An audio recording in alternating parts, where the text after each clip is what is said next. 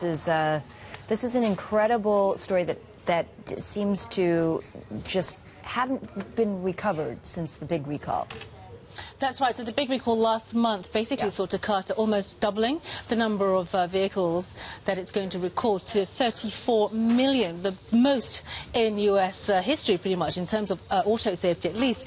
And what this means is that the recall is going to happen in stages. Takata has said that, and it's going to be rolled out over several months. It's going to take quite a while for them to identify and locate all the car owners and the vehicle owners that need to be considered. But one of the issues is, though, that already Takata is relying on competitors. So it's about half of the replacement airbag kits that it's been shipping in the month of May, at least, came from competitors, and that amount is expected to increase to 70% by the end of the year. Now, Nomura it's released a report saying it estimates the cost of replacing faulty parts at $2.6 billion, which is more than double the company's net assets. And that could see Takata asking automakers for more help. Now, Takata already, even before this increase in recalls last month, had already been asking automakers to let it use installments to help pay to replace these airbag inflators.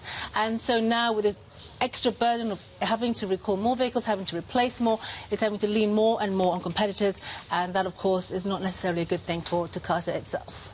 They use kind of an unusual chemical propellant here to drive the airbag that allows it to save lives, but in this case caused a number of deaths.